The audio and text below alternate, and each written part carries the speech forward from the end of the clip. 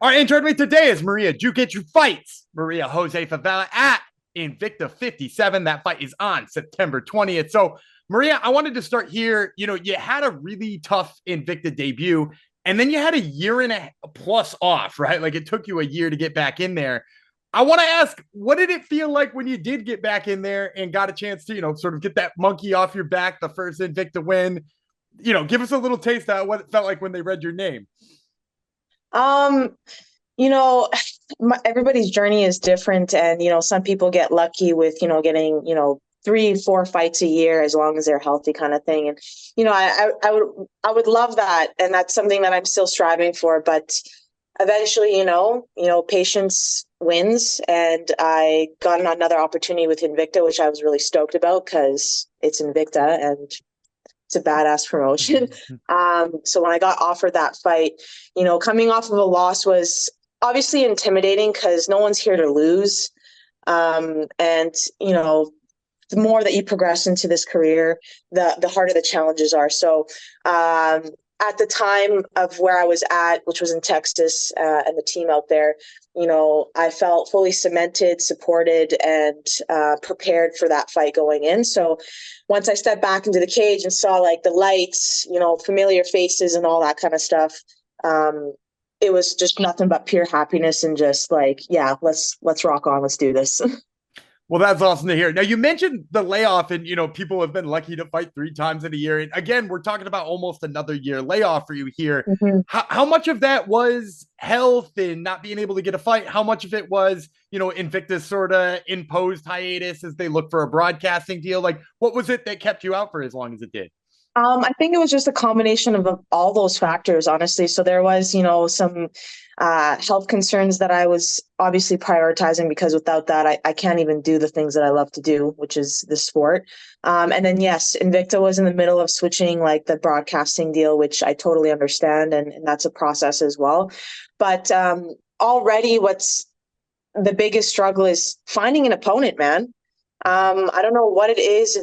There's a strategy to it. Everyone has to make a smart decision, right? There's so many factors that are involved as we know it, like whether somebody's injured or, they're too far off weight, they're not ready kind of thing, right? So like so many stipulations, but yeah, I would say that at this point, like there's no reason to like, get mad about the situation because now I got my health figured out. Invicta's got this new CBS Sports broadcasting deal, which is phenomenal. Really stoked about that too. And heck, like I got Julian right now as my fight manager, and he's been in the business. He's very experienced, and I really do believe and trust that he's going to get me exactly what I've been wanting and what a lot of at least what I think that most fighters want is just to stay active and get fight after fight after fight. So, yeah. Well, that's good to hear. Now, let me ask you about that training camp because you mentioned being cemented down in Texas, and I know you're originally from Canada. Is the fight camp for this upcoming fight back in Texas? Are we in Texas again? No, we're Okay. not in Texas again. Yeah. So, as much as I would like to be, it's just not financially sustainable for me. It was just something that I was like, like if I'm getting back to back fights, I can make it work kind of thing. But, not having a visa in the sense of like, being able to work outside of an athlete kind of makes it a bit difficult. So it's like I have to come back to Canada to make some money in order to go back there and train and stuff like that. So I'm kind of just financially recuperating in that part and back living with my parents in my hometown and training out of Kingdom MMA with some old friends that I've known for a while before I actually started this career. So it's pretty cool.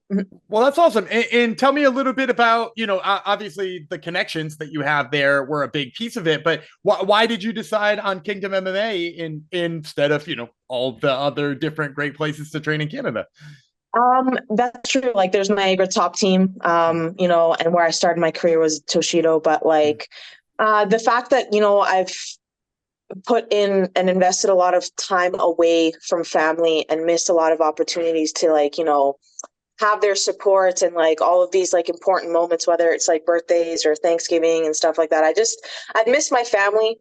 I haven't seen them around. So like being close with them, I feel like is just giving me another like sense of energy and like drive.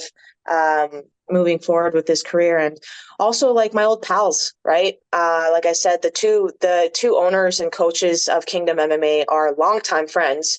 And, you know, they have a really successful business going on. They got a great team going on. And I'm just like, hey, like, I have full support here. I might as well just stay at home for a bit and see where it goes. I love it. Now, I got to ask too, you know, you said you moved back in with your parents to spend a little bit more time at home. I got to ask, training, cutting weight, how much are your parents on your nerves when it comes time to that? So I'm lucky at this moment because 6 months out of the year they are gone to Serbia, Okay. where that's the motherland for them. They're retired folks, so they spend their time with the family that we have out there, and so I got the house pretty much to myself. Nice. So it's nice. Yeah. Yes, much needed for a weight cut. All right, well, let's Yeah. talk about the fight itself. You know, Yeah. you get Maria Jose Favela, who is, you know, obviously a very respected fighter. When they Totally. when they come to you with that name finally, right? Like you've said, you know, you're waiting on names, you're waiting on this person, you're waiting on this person. When they finally come to you with that name and say that this is the person you're going to wind up fighting, you know, what are sort of your first thoughts? At first, like, it's like, is this for real? Is this a joke? Is this actually happening? Or is this just a name just given out? Because like I have been not necessarily offered, but I've had, there's a list of names that were, you know, discussed about, and like, you know, not hearing anything from the opposite end was kind of, you know, unsettling. And I mean, Maria Jose Favela, she's the only one that I knew right away as soon as Julian reached out. He was just like, she's game. So like, let's do this. So I'm like, okay, as long as she's game, because that's like, takes two to tango, man. Like, I'm not here wasting my time with somebody who doesn't want to fight. Like, I respect the fact that she wants to step in there again and put a show. So Absolutely. And then from a stylistic standpoint, you know, obviously you get to game planning and taking a look at what she brings from a style standpoint. How do you see your style sort of matching up with hers? So all I know about her is that she's actually very well rounded. And I mean, you should be as an MMA fighter. However, as far as what kind of separates, not kind of, but what does separate me from her, in my sincere opinion, it would be power.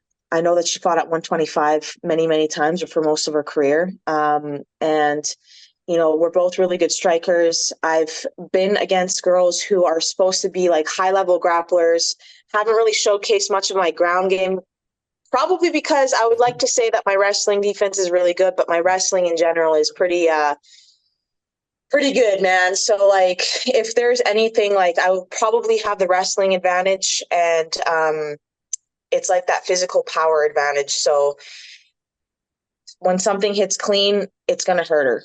I know that. All right. Well, you led me perfectly to my last question. I always like to end these things with a prediction. So tell me, September 20th, how's this one go down? Oh man, I'm so tired of getting decisions, but like at the same time, it's like, it's a fight. You know, you never know what's going to happen. And truth be told, it's just like, I want to go in there and go with the flow. Like, I'm not going to do something that's not going to work, you know? So personally, sweep her off her feet and take her head off on the ground. So I'm probably going to get a finish, whether it's in round 2. But if it's sooner, then that would be nice too. Well, you heard it here first, folks. This has been Maria Djukic, who fights Maria Jose Favela at Invicta 57. Once again, that fight, September 20th. Maria, thank you so much for the time. I really appreciate it. Thank you.